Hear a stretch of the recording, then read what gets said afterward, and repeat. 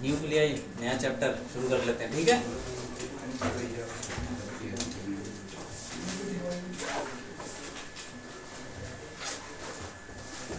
सबसे पहले हमें मतलब हमको न्यूक्लियस के बारे में पढ़ना है, उसके बाहर इलेक्ट्रॉन घूम रहे हैं वो सब छोड़ो। न्यूक्लियस तो कोई भी न्यूक्लियस होता है उसको हम कैसे दिखाते हैं, मान लो कोई सोडियम है, कार्बन है, कुछ भी है, एक्स एक्स उसका क्या हो जाएगा, सिंबल हो जाएगा, जैसे सोडियम का Na हो गया, ऐसे कार्बन का C हो गया वो, और इसके नीचे हम दिखाते हैं Z और ऊपर हो जाएगा A। Z क्या है? हाँ तो एटॉमिक नंबर क्या होता है?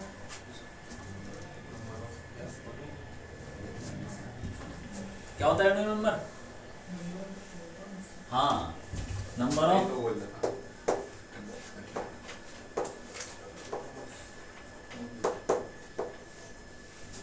नंबर ऑफ प्रोटॉन्स, इलेक्ट्रॉन्स नहीं, इलेक्ट्रॉन्स तो कम ज्यादा होते रहते हैं, ठीक है। प्रोटॉन अगर चेंज हो गया तो एटॉमिक नंबर चेंज हो गया, इसी को एटॉमिक नंबर बोल देते हैं। और ये क्या चीज है? Mass number. हाँ, ये हो गया। जो न्यूक्लियस के अंदर क्या क्या होता है, प्रोटॉन न्यूट्रॉन दोनों को ऐड कर दो, जितने हो जाएंगे वही मास नंबर है। तो number of protons plus neutrons, और इसको हम मास नंबर भी बोलते हैं।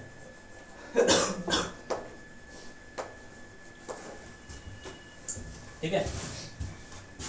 A इज इक्वल टू क्या हो जाएगा, Z प्लस और N क्या है, नंबर ऑफ न्यूट्रॉन। हाँ ठीक है, ठीक है, ये वही कहानी। अब थोड़ा सा मास पता होना चाहिए सबका। मास ऑफ इलेक्ट्रॉन तुमको पता ही है कितना होता है, 9.10 की पावर 30 kg। मास की एक और यूनिट होती है, तो बहुत छोटी यूनिट है, -31 माइनस पता नहीं क्या क्या 27, एक छोटी यूनिट होती है, क्या बोलती, क्या होती है बताओ? यू। हाँ, U, एटॉमिक मास। हाँ, 1 U या AMU भी बोलते हैं, मुझे बोलो 1 एटॉमिक मास यूनिट 1 U क्या होती है, 1/12 ऑफ कार्बन एटम। हाँ, मास ऑफ कार्बन एटम।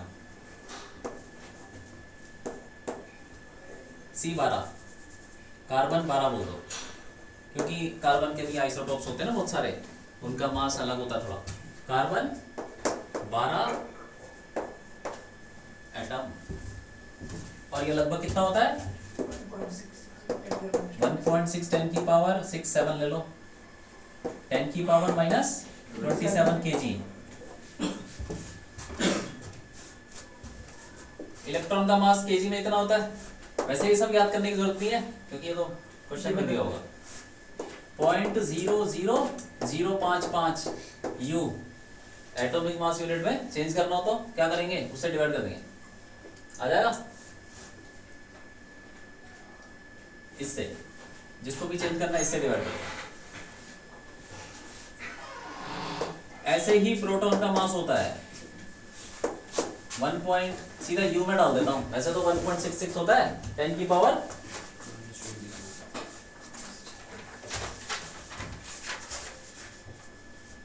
बहुत लंबा है ना ये। प्रोटॉन का मास क्या होता है 1.00727 U।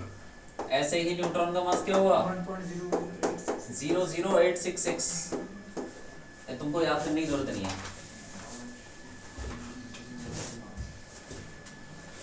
बस इतना ध्यान रखो कि न्यूट्रॉन का मास थोड़ा सा ज्यादा होता है, थोड़ा ज्यादा है, इसका 7 आ रहा है, इसका 8 आ रहा है, हल्का ज्यादा। और ये जो 1 U है, ये लगभग ये प्रोटॉन और न्यूट्रॉन के बराबर ही होता है। प्रोटॉन का मास, न्यूट्रॉन का मास, सब एटॉमिक मास क्या हो गया, प्रोटॉन है, हाँ एटॉमिक मास तो एटम का होगा ना, एटम का। हाँ, एटम में तो कितने भी प्रोटॉन्स हो सकते हैं, ठीक है। लिख लो। आगे बढ़ते हैं, एक और चीज करते हैं, रेडियस ऑफ, एक और चीज बताओ उससे पहले, सेम नंबर ऑफ प्रोटॉन्स हो जाएंगे अगर दो एटम में, सेम नंबर ऑफ प्रोटॉन्स दो एटम में, या दो कह लो एंटिटीज है, कुछ भी है, न्यूक्लियाई, उनके अंदर दो न्यूक्लियाई में सेम प्रोटॉन्स है, क्या बोलेंगे उनको? हाँ, उसको बोलेंगे आइसोटोप्स। ये केमिस्ट्री में पढ़ा है कि नहीं ऐसा कुछ? हाँ बोलो, सेम नंबर ऑफ न्यूट्रॉन्स क्या हो जाएगा? क्या बोलते हैं इसको? आइसोटोन्स। और सेम मास नंबर को क्या बोलेंगे?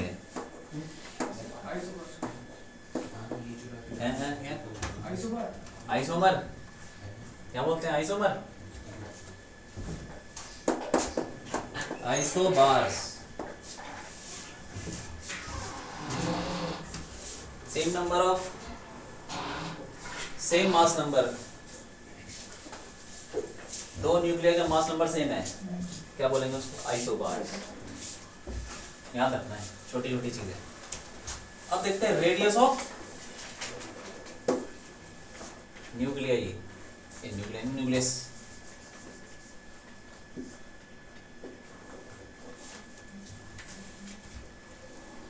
ठीक है, रेडियस ऑफ न्यूक्लियस। न्यूक्लियस भी होता है, मैंने बताया था ना कि फुटबॉल जितना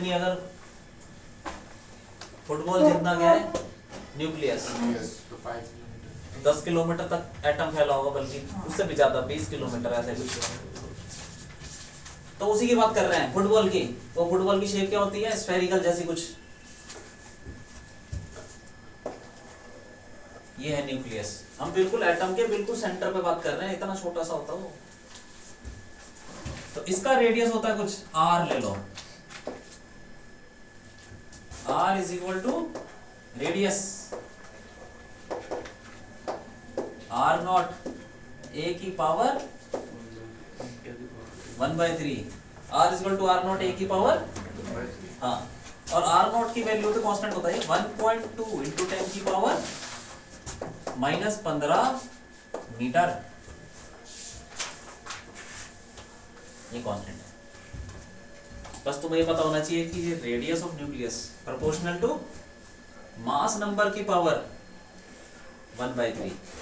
ठीक है, हाँ, लिख लो सब लिख लो।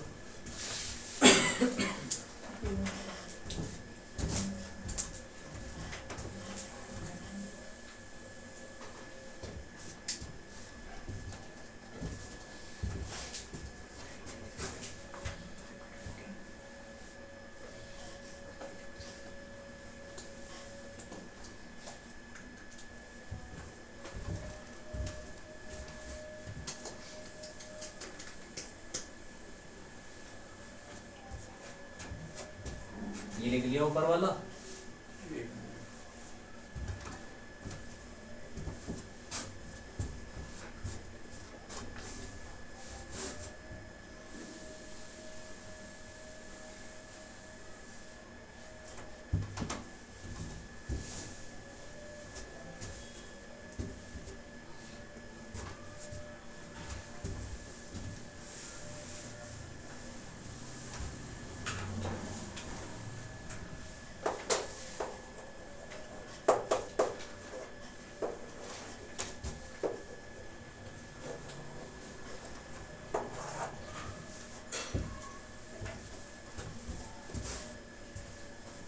डेंसिटी देखते हैं, डेंसिटी।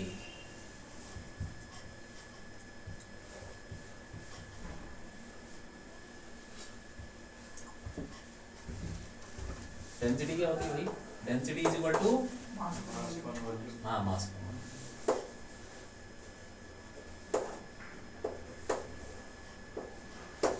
न्यूक्लियस का मास क्या होता है? ए, ये तो रहा लेकिन AMU में। तो इसको रख दो A इंटू, अरे AMU डाल दो ना, ये ना AU, ऐसा समझ में आ रहा है? ये A जैसे मान लो किसी का कार्बन का कितना होता है 12, तो 12U, तो कार्बन का एटम का मास बताओ कितना होगा? 12 इंटू, हाँ 1.6 की पावर -27, ये तो केजी में आ जाएगा। तो A का मास मतलब किसी भी न्यूक्लियस का मास क्या हुआ, उसका मास नंबर इंटू हाँ U, और U को लिख देंगे 1.67 10 की पावर ऐसा कुछ 10 की पावर -27। और वॉल्यूम क्या होगा बोलो? वॉल्यूम 4/3 पाई आर क्यूब, इस पे बॉल है ना, 4/3 पाई आर क्यूब। और रेडियस क्या होगा ये निकाला हमने, इसको डाल दो सीधा यहाँ, तो ये हो जाएगा A इंटू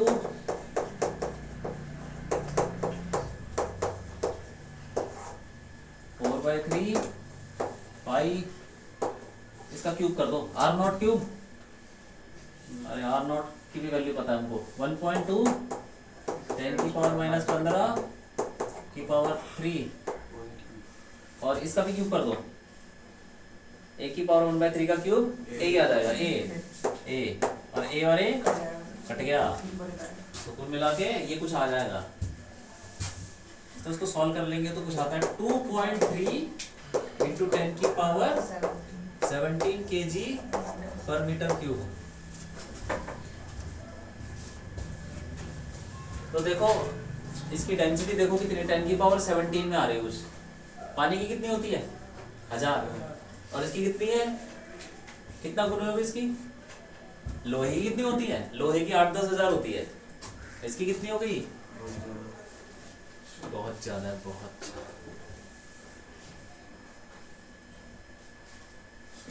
बिलियंस टाइम, पता नहीं कितना टाइम्स हो गया, बहुत ज्यादा डेंसिटी। जैसे वो होता है ब्लैक होल, सुना है, उसकी डेंसिटी क्या होती है, वो भी ऐसी होती है कुछ, डेंसिटी ज्यादा, उस वजह से ग्रेविटी भी ज्यादा हो जाती है उसकी। तो ये सिमिलैरिटीज है कुछ एटम में और सोलर सिस्टम में और गैलेक्सी में, ठीक है, ये हो गया।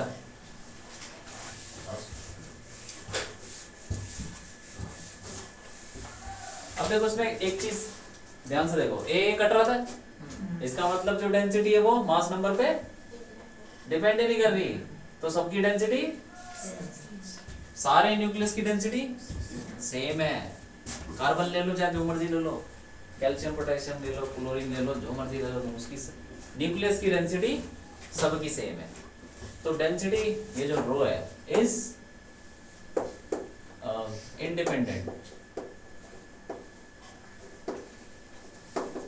ऑफ मास नंबर,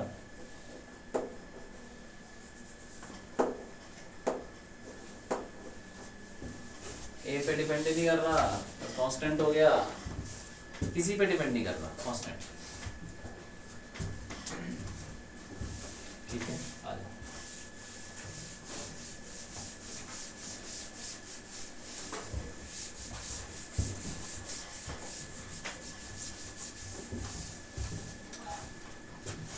अब देखते हैं मास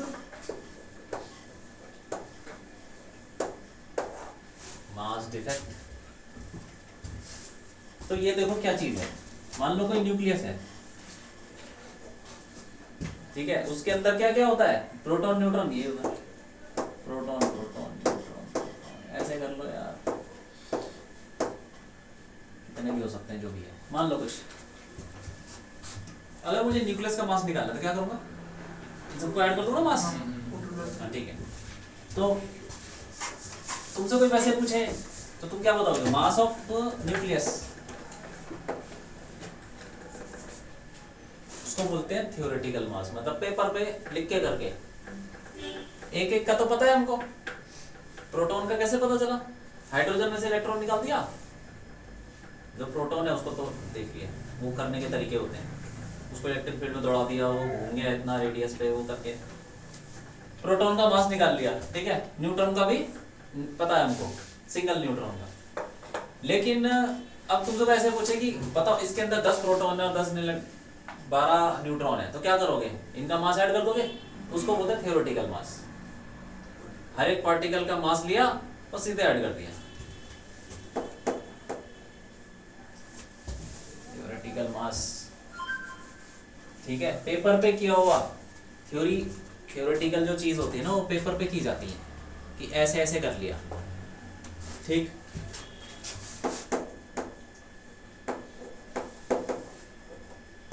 theoretical mass of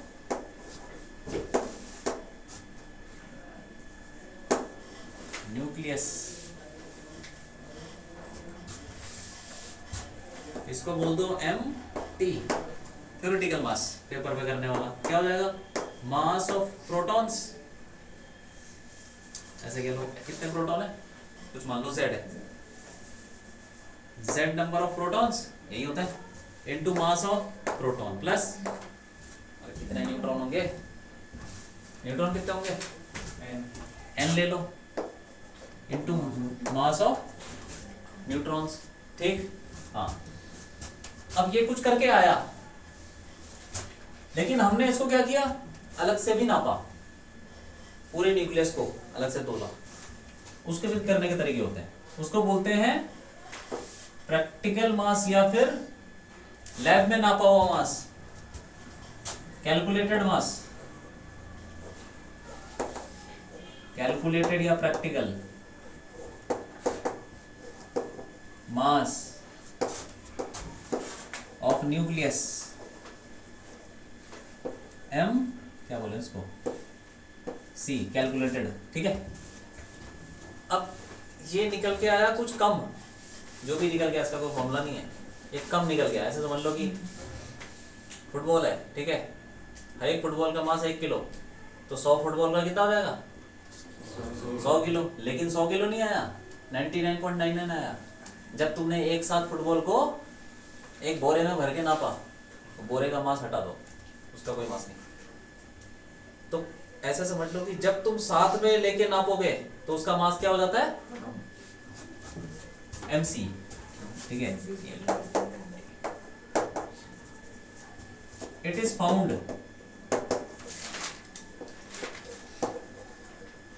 that calculated mass is slightly less than theoretical mass, ऐसे। अब ये क्यों बता दोगे, बस ये कम हो गया, ठीक, इसी को बोलते हैं मास डिफेक्ट। जितना कम हो गया तो मास डिफेक्ट क्या हुआ,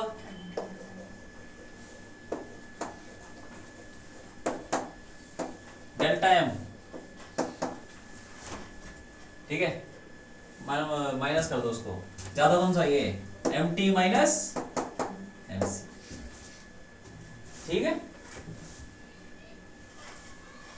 और आइंस्टाइन ने क्या बोला ना कि भाई ये क्या हुआ ऐसा, जब प्रोटॉन्स न्यूट्रॉन्स पास आए तो पास आने में इनके बीच में फोर्स एक लगना चालू हो गया। कौन सा फोर्स, न्यूक्लियर फोर्स, न्यूक्लियस के अंदर लगता है वो फोर्स, ये बताऊंगा उसके बारे में। जब ये बहुत पास आ गए, इतनी पास आ गए कि वो न्यूक्लियस के अंदर ही घुस गए, तो क्या फोर्स लगना चालू हो गया, न्यूक्लियर फोर्स। न्यूक्लियर फोर्स से एक नई पोटेंशियल एनर्जी पैदा हो गई, एनर्जी पैदा हो जाती है ना फोर्स की वजह से, और वो एनर्जी कहां से आई, इसी मास से। तो उसने बोला कि जो एनर्जी है वो मास से ही आई है।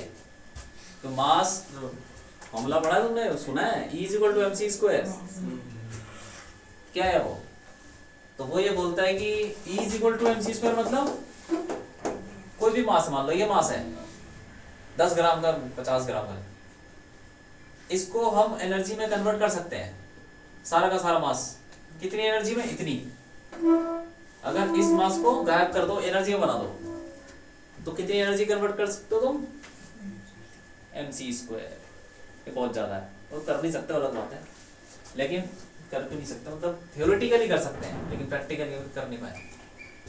लेकिन ये न्यूक्लियस में देखा जाता है, अलग से इसका मास निकाल के ऐड करो तो कुछ मास आता है, और न्यूक्लियस एक साथ न्यूक्लियस को तोलोगे तो कम आता है, थोड़ा सा कम आता है, और उसी को बोलते हैं मास डिफेक्ट। जो मास कम हो गया वो कहां चला गया? एनर्जी में चला गया। कहां है एनर्जी?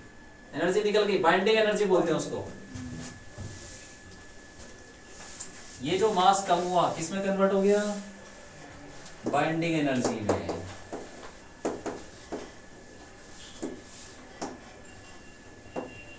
ठीक है, अब देखो तो इनका मास ऐसे बोल सकते हो अभी थोड़ा सा कम है, टोटल मास। पूरे न्यूक्लियस का मास थोड़ा कम हो गया, तो इनका मास भी थोड़ा थोड़ा कम हो जाएगा, बढ़ जाएगा ना थोड़ा थोड़ा। मान लो कि 1 ग्राम कम हुआ, और इसमें ये टोटल कितने थे? 20 मान लो, तो 1/20 ग्राम हर के हिस्से से कम हो जाएगा। अब मान लो कि तुमको उसको अलग करना है, अलग करने के लिए क्या देनी पड़ेगी? अगर तुम्हें प्रोटॉन को अलग से निकालना है तो उसका मास वहीं पहुंच जाना चाहिए ना, जो कम हुआ था इसके अंदर तो कम है ना थोड़ा सा, और तुम्हें उसका जब तुम बाहर निकालो उसका मास वही पहुंच जाना चाहिए। तो वहीं पहुंचाने के लिए क्या देने पड़ेगी तुमको? एनर्जी। वो एनर्जी जब तुम दोगे तो वो एनर्जी फिर मास में कन्वर्ट होगी, फिर इसका मास वापस आ जाएगा उतना ही जितना अकेले में था। ठीक, हाँ। तो ये सब इसने बताया था आइंस्टाइन ने कि ऐसा ऐसा होता है, एनर्जी मास में कन्वर्ट होती है, मास एनर्जी में होता रहता है ये सब। उसी को उसने बाइंडिंग एनर्जी बोला। E इज इक्वल टू क्या? Delta M C square. जो भी मास कम ज्यादा हो रहा है उसको सी स्क्वायर से मल्टीप्लाई करो, बाइंडिंग एनर्जी। और सी क्या चीज है? स्पीड ऑफ लाइट 3 × 10⁸ उसका स्क्वायर। तो ये आ जाएगा कुछ। ठीक है, इसको और थोड़ा सा और फॉर्मूला अगर हम बनाए तो उसको एक तुम फॉर्मूला भी याद कर सकते हो, वैसे तो उसकी जरूरत नहीं। ठीक है, डेल्टा एम इन यू, मतलब या तो ये फॉर्मूला लगा लो सिंपल, ये केजी में रखना पड़ेगा यहाँ पे। ठीक, और अगर तुम्हें होता कि क्वेश्चन में कभी कभी यू में दिया होता है एटम का मास, इसका यू में इतना, जैसे मान लो यार क्या है, कार्बन का 12 यू, प्रोटॉन का 1.00 यू, इसका इतना यू, इसका उतना यू, तो जो भी मास निकलेगा वो यू में ही निकलेगा। तो यू में भी यूज कर सकते हो। इसका फॉर्मूला क्या है? डेल्टा एम रखो यू के अंदर, मतलब इन टर्म्स ऑफ यू रखना पड़ेगा तुमको, इनटू 931.5 तो कन्वर्ट कर सकते हो, कोई बड़ी बात नहीं। मेगा इलेक्ट्रॉन वोल्ट, ये क्या था? एनर्जी। एनर्जी जूल में होती है ना, हमने इसको इलेक्ट्रॉन वोल्ट में कर दिया, वही मेगा इलेक्ट्रॉन वोल्ट सीधा, वो भी याद कर सकते हो। ठीक, दोनों फॉर्मूले ज्यादा अच्छा ये वाला है, क्योंकि इस चैप्टर में ज्यादा मास किसमें होगा? यू के अंदर होगा। हाँ, लिख लो लिख लो लिख लो।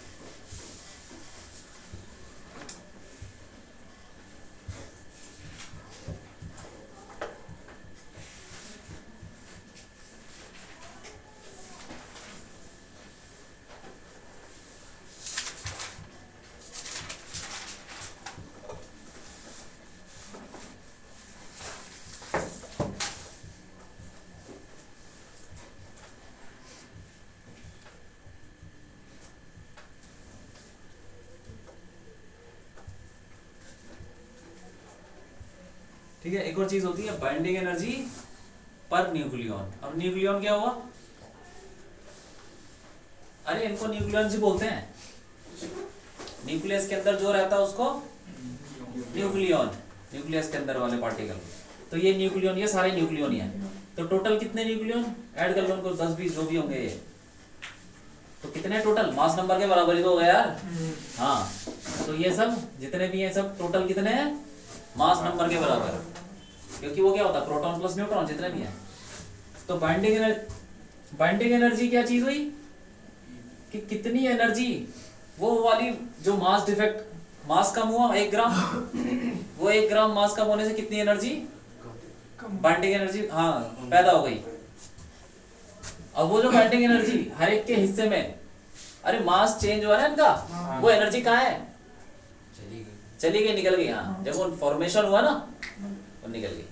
अब तुमको दोबारा से क्या करना पड़ेगा? अगर तुमको अलग करना तो वही एनर्जी जो निकली है वही डालनी पड़ेगी अंदर, या तो अपनी तरफ से डालो, ठीक है, और या तो वही डालो जो भी है।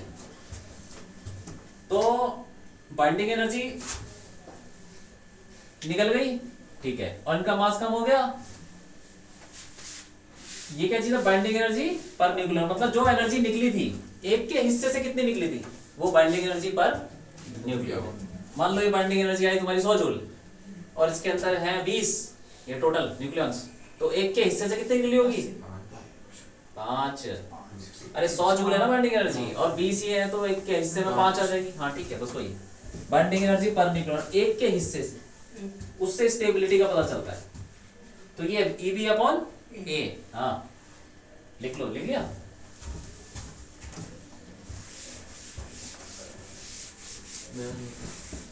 नहीं लिखा? वो नहीं लिखा क्या?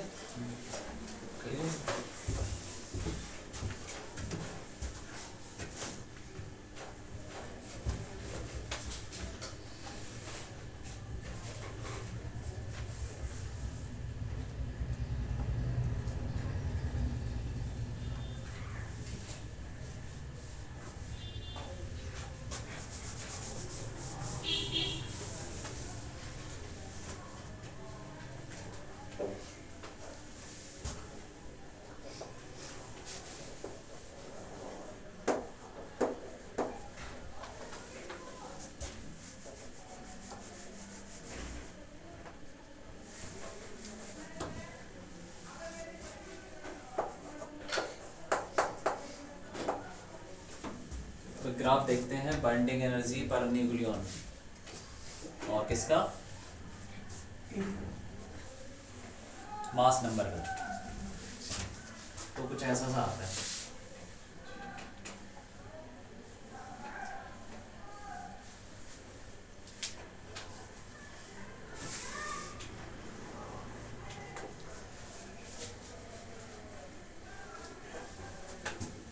कुछ ऐसा सा होता है ग्राफ, ठीक है।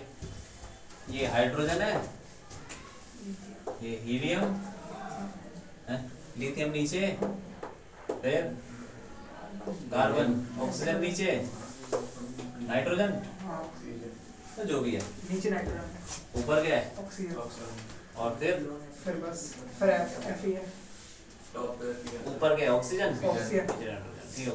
यहाँ पे इधर नहीं, सबसे ऊपर, हाँ वो तो ठीक है, ये तो ठीक है ना, हाँ। कोई बात नहीं। अरे यहाँ 2-4 एलिमेंट है शुरू के, हाइड्रोजन हीलियम जो होते हैं वो सब। सबसे ऊपर आयरन, सबसे ऊपर आयरन है। उसके बाद मतलब ये लगभग कांस्टेंट सा हो जाता है, मतलब एक लाइन सी है, ऐसे घटता रहता है, धीरे धीरे घट भी रहा है, लेकिन इतना ज्यादा वेरिएशन नहीं है। इसका कितना होता है भाई मास नंबर? 56। हाँ ठीक है। और आगे जाके ये यूरेनियम वगैरह होंगे, वो तो अनस्टेबल होता है। देखो ये क्या कहना चाह रहा है, ये बाइंडिंग एनर्जी पर न्यूक्लियन है, एक के हिस्से में कितनी, तो जितने बाइंडिंग एनर्जी पर न्यूक्लियन जितनी ज्यादा होगी उतनी स्टेबिलिटी। ये क्या कोशिश करते हैं ना, जितने जब भी न्यूक्लियस बनता है ये कोशिश करते हैं हमारा मास कम से कम हो जाए, ज्यादा बढ़िया है, एनर्जी निकालो, मास कम करो, मास कम होगा तो स्टेबिलिटी ज्यादा होगा। तो मास कम होने से, मास कम का मतलब क्या हुआ कि उसने एनर्जी Release कर रिलीज कर दी, ज्यादा निकाल दी, और निकाल दी तो पर एक के हिस्से में भी तो उतनी निकलेगी ज्यादा। तो स्टेबिलिटी के लिए क्या होना चाहिए, बाइंडिंग एनर्जी पर न्यूक्लियन जितना ज्यादा उतना अच्छा है, जितना ज्यादा एनर्जी निकल जाए उतना बढ़िया है पर न्यूक्लियन, ठीक, जितना मास कम उतना बढ़िया। तो आयरन के केस में क्या होता है ना, जितने भी न्यूक्लियॉन्स है इसके अंदर सबकी एनर्जी सबसे कम है, पूरे पीरियोडिक टेबल में सबसे कम, तो सबसे ज्यादा स्टेबल है, सॉरी सबसे ज्यादा है पर न्यूक्लियन एनर्जी सबसे ज्यादा, हाँ इसीलिए स्टेबल है, ठीक। मतलब तुमको ज्यादा एनर्जी, अगर तुमको प्रोटॉन न्यूट्रॉन अलग करने हैं आयरन के, तो तुमको क्या करना पड़ेगा, ज्यादा देनी पड़ेगी एनर्जी, तो इसका मतलब स्टेबिलिटी ज्यादा है। और जो कोई न्यूक्लियस है, ठीक है, उसकी बाइंडिंग एनर्जी बहुत कम है, जैसे मान लो यहाँ पर ये तो कम हो गई, इसका मतलब तुमको कम एनर्जी देनी पड़ेगी, कम एनर्जी में टूट जाएगा, क्या स्टेबिलिटी रहेगी, ठीक। हाँ तो ज्यादा एनर्जी, ज्यादा बाइंडिंग एनर्जी पर न्यूक्लियन तो ज्यादा स्टेबिलिटी, तो लिख लो stability of a nucleus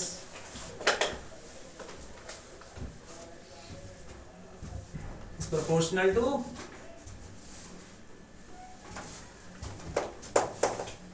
binding energy per nucleon।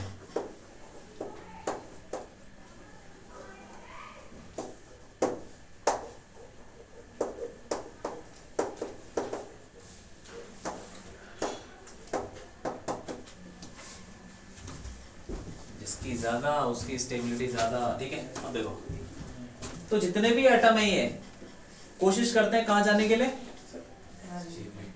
अपनी एनर्जी को ज्यादा करने के लिए। तो ये हाइड्रोजन है, ये क्या कोशिश करेगा, बना के कुछ करके क्या बन जाए, ऊपर पहुंच जाए। ऊपर कौन है, हीलियम, हीलियम बन जाता है। तो सन के अंदर जो रिएक्शन चल रही है वो यही तो है, हाइड्रोजन किस में बदल रहा है, पता है कि नहीं, पता है, नहीं पता, पढ़ा नहीं है सब। सन के अंदर रिएक्शन हो रही है, हाइड्रोजन, सन के अंदर हाइड्रोजन है कि नहीं है ये तो पता है, हाँ। तो हाइड्रोजन मिलके क्या बन रहा है, हीलियम, और हीलियम मिलके क्या बन रहा है, कार्बन। हाँ तो ऊपर जाने की कोशिश कर रहा हो जितना भी है, ठीक। तो न्यूक्लियर रिएक्शन है।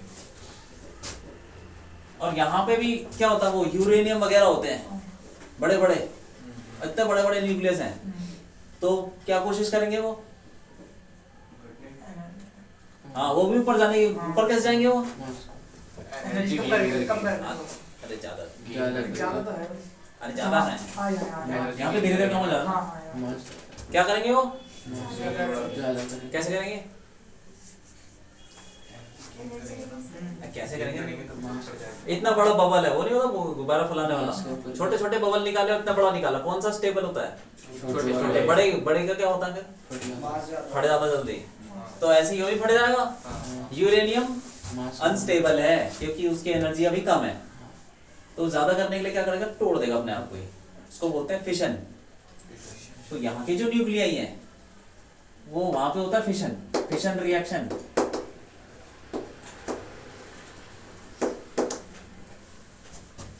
ठीक है, और ये जो है न्यूक्लियाई, अरे फिशन में क्या होता है, ये जो बड़ा वाला न्यूक्लियस है वो टूट जाएगा, छोटे छोटे टुकड़ों में टूट जाएगा, 2 3 जितने मर्जी में, ताकि स्टेबिलिटी और ऊपर चले जाए। ठीक है, और ये यहाँ पे क्या होगा, ये क्या करेंगे, हाइड्रोजन क्या करेगा, टूट जाएगा क्या, टूट थोड़ी जाएगा यार, क्या करेगा, कैसे बढ़ेगा, ऊपर कैसे जाएगा,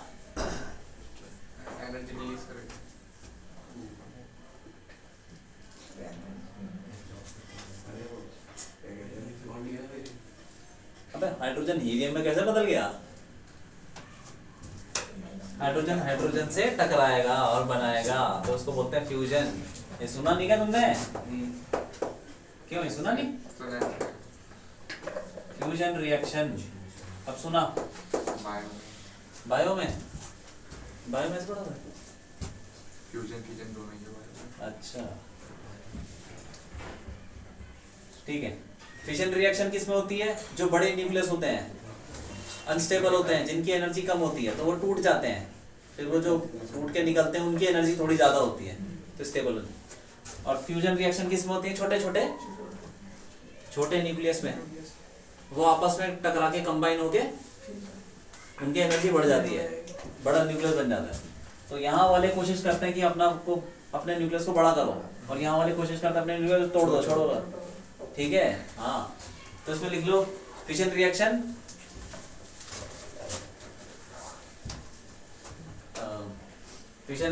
occurs for A greater than 170। 170 से ऊपर में क्या होता है? फिशन रिएक्शन की पॉसिबिलिटी ज्यादा हो जाती है, ठीक है। A greater than 170 fission reaction occurs at A greater than 170। A मतलब मास नंबर, और फ्यूजन रिएक्शन 30 से कम में फ्यूजन रिएक्शन हो जाती है।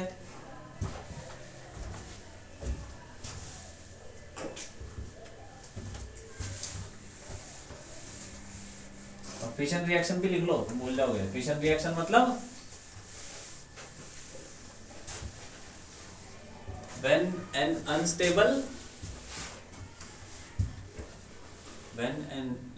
when a large unstable nuclei breaks, ठीक है,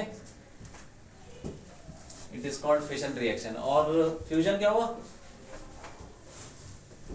when an unstable large nuclei breaks, it is called fission reaction। हाँ, और fusion when two smaller nuclei combine to form a larger nuclei is called fusion reaction।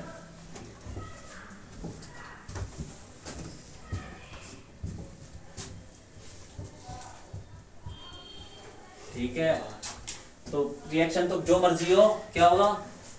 हमेशा stability की तरफ जाएगा, और energy हमेशा क्या होगी? निकलेगी या घुसेगी? क्या होगा बताओ? घुसेगी, अपने आप ही घुस जाएगी। क्या होगा बताओ? मान लो कि कोई X क्या है, एक लार्ज न्यूक्लियाई है, ठीक है, वो टूट गया Y और Z में स्मॉलर। कौन सी रिएक्शन है ये? फिशन हो गया। बताओ क्या होगा? एनर्जी निकलेगी कि घुसेगी? हाँ, निकल जाएगी। क्यों निकल जाएगी बताओ? क्यों क्या बोल देंगे? एनर्जी या हीट बोल देंगे। जब जैसे वो तुमने देखा ना बम वगैरह फटते हैं, परमाणु बम, तो उसमें निकलता धुआं, वहाँ वो गर्म वही है, हीट, ठीक। अब मान लो कि A प्लस बी मिलके क्या बन गए? C बना दिया, ठीक है। दो छोटे न्यूक्लियाई, स्मॉलर न्यूक्लियाई बन के थोड़े लार्ज बन गए। चलो, लार्ज तो नहीं बोल सकते, कुछ बन गए। तो क्या होगा? कौन सी रिएक्शन है? फ्यूजन। अब इसमें क्या होगा? एब्जॉर्ब हो जाएगी ना, हैं? निकलेगी भाई, हमेशा निकलेगी, याद रखो। ऐसे देखो, जब भी रिएक्शन होगी स्टेबिलिटी की तरफ होगी, ठीक है, स्टेबिलिटी की तरफ होगी तो मास क्या कोशिश करेगा? इसके न्यूक्लियस का मास कम करने के लिए। हमेशा रिएक्शन कम करने, स्टेबिलिटी ना कम, जितना कम हो सकता है उतना कम। तो ये मास क्या है? कम हो गया। अरे कम हो गया तो कहाँ गई एनर्जी? बाकी जो मास डिफेक्ट है, कहाँ गई एनर्जी? निकल गई। जब भी जैसे प्रोटॉन न्यूट्रॉन है, दूर दूर है, जब पास आए न्यूक्लियस बना दिया तो क्या निकलेगी? उनका मास कम हो जाएगा ना, तो क्या निकलेगी? एनर्जी। वैसे ही जब इसका मास कम हो जाएगा, ये टोटल मास जो है ना x से कम है, तो क्या निकलेगी? एनर्जी निकलेगी। तो इनकी बाइंडिंग एनर्जी पर न्यूक्लियर से ज्यादा होगी, ठीक। और ये दोनों कंबाइन करके जो बनाएंगे उसका मास अरे कम होगा यार। स्टेबिलिटी की तरफ जाएगी तो मास कम, हमेशा कम। अगर रिएक्शन तभी पॉसिबल है यार ऐसे नहीं होने वाली। रिएक्शन कैसे पॉसिबल है कि जब वो अपना मास कम करे। C का मास कम होगा A और B से। हाँ, सी का मास हमेशा इस तरफ का मास कम होगा हमेशा, वरना रिएक्शन होएगी नहीं। ठीक है कि नहीं? अरे क्यों हो गया जबरदस्ती? मतलब अनस्टेबल रिएक्शन कहाँ होती है? जो भी रिएक्शन होती है वो स्टेबिलिटी की तरफ जाती है। हाँ, तो स्टेबिलिटी इन वालों को ऊपर जाना है, इस वाले को भी ऊपर जाना है, तो मास को कम करना पड़ेगा। हाँ, एनर्जी निकलेगी दोनों केस में। ठीक, वो अलग बात है कि इन दोनों को रिएक्शन करवाने के लिए एक टेम्परेचर चाहिए होता है, ज्यादा टेम्परेचर। वो टेम्परेचर अचीव करना मुश्किल होता है, लेकिन फिशन तो अपने आप ही हो रहा है। हाँ ठीक है, लिख लो, बना लो। ये बना लिया? हाँ ठीक है, ये भी लिख लो, रिएक्शन लिख लो। ये हो गया फिशन, फ्यूजन। ठीक है, अब जो एनर्जी निकलेगी उसको बोलते हैं हीट वैल्यू, क्यू वैल्यू, कुछ भी बोल दो। क्यू क्या है? ये energy released, energy released in the reaction. अब कोई भी रिएक्शन होगी एनर्जी निकलेगी ही निकलेगी। तो कैसे बोलेंगे उसको? मास ऑफ, बोले जरूर क्या? मास ऑफ क्या? कौन सा मास ज्यादा है? रिएक्टेंट्स का mass minus mass of products into, इसको यू में डाल दो ना, इन यू इनटू 931.5 मेगा। हाँ, ऐसे कोई डेल्टा एम की वाली कहानी और कुछ नहीं है। ठीक है, और उसको ऐसे भी सकते हैं, एनर्जी किसकी ज्यादा? एनर्जी किसकी ज्यादा? अरे बाइंडिंग एनर्जी किसकी ज्यादा हो गई? प्रोडक्ट की। तो ऐसे लिखेंगे energy of binding energy.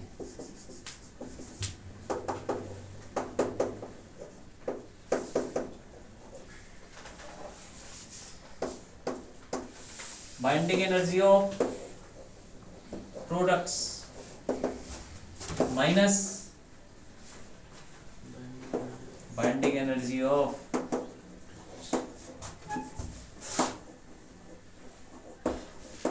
Reactants. ऐसे कर लो, कुछ भी कर लो। ठीक है कि नहीं? हाँ हैं? अरे यार, ये जो न्यूक्लियस है स्टेबिलिटी के लिए कहाँ गए? कहाँ चले गए? ऊपर गए कि नीचे?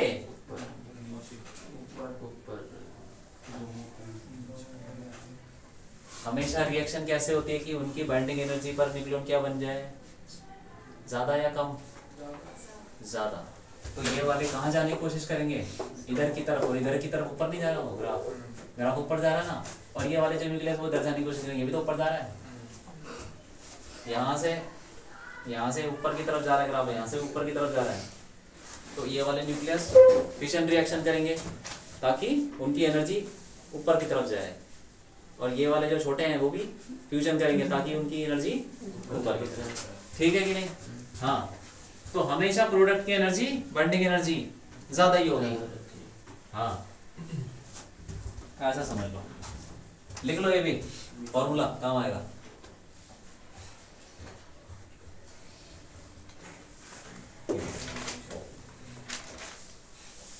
ये लिख लिया, हटा दो उसको।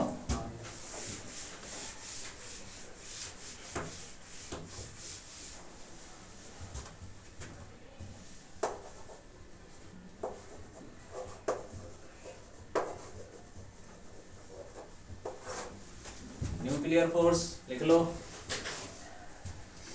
न्यूक्लियर फोर्स क्या हुआ? जो फोर्स न्यूक्लियस के अंदर लग रहा है बस, उसके बाहर कोई फोर्स नहीं लगता, तभी तो उसका नाम न्यूक्लियर फोर्स है। तो देखो, न्यूक्लियर फोर्स की कुछ प्रॉपर्टीज हैं। पहली क्या है?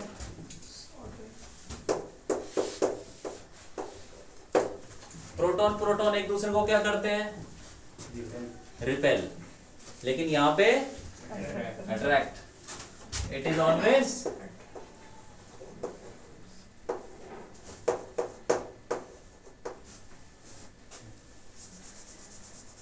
always attractive image.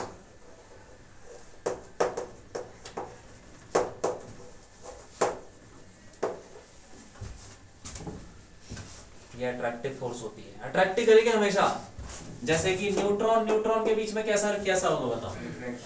अट्रैक्शन होगा। इन पे चार्ज होता है, कुछ चार्ज होता है, तब भी अट्रैक्शन। प्रोटॉन प्रोटॉन में अट्रैक्शन, और न्यूट्रॉन प्रोटॉन अट्रैक्शन, हर जगह अट्रैक्शन। कुछ भी हो जाए उसके अंदर अट्रैक्ट। तो न्यूक्लियर फोर्स की यही प्रॉपर्टी है, ठीक। It is independent of charge. Charge हो ना हो, बस ये लगना ही है, ठीक। और it is a short range force. मतलब शॉर्ट रेंज, कितनी शॉर्ट रेंज? 10 की पावर -15, 10 की पावर -15 मीटर के आसपास अगर ये आएंगे कौन, पार्टिकल्स, तभी लगेगा फोर्स, वरना नहीं लगेगा। 10 की पावर -16 -14 हो जाएगा, फोर्स गायब, जीरो, ठीक।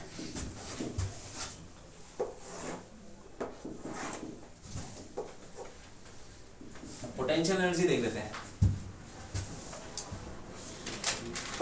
पोटेंशियल एनर्जी ऑफ टू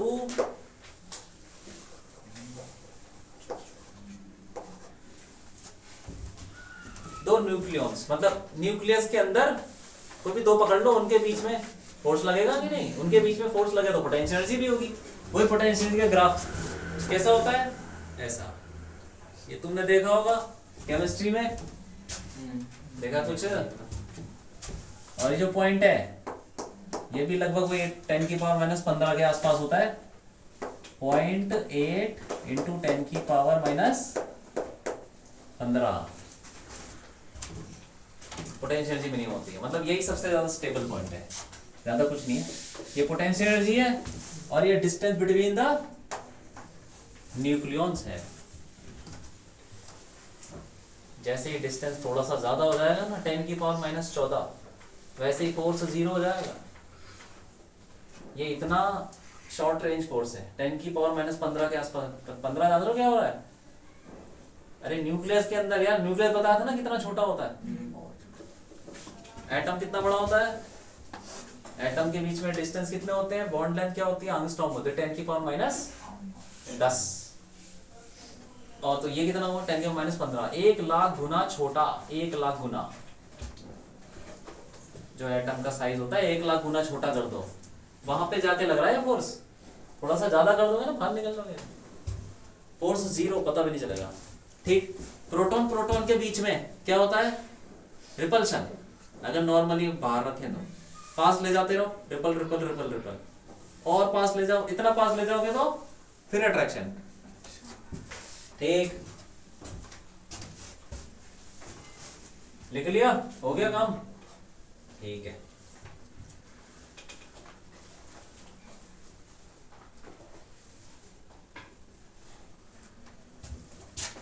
हो गया चैप्टर खत्म। टाइम क्या हो गया? नेक्स्ट क्लास में कर लेंगे इसका असाइनमेंट, ठीक। देख लो भैया, एक बार फ्यूजन रिएक्शन की डेफिनेशन बोलना। Fusion reaction and two lighter smaller nuclei combined to form a bigger nuclei.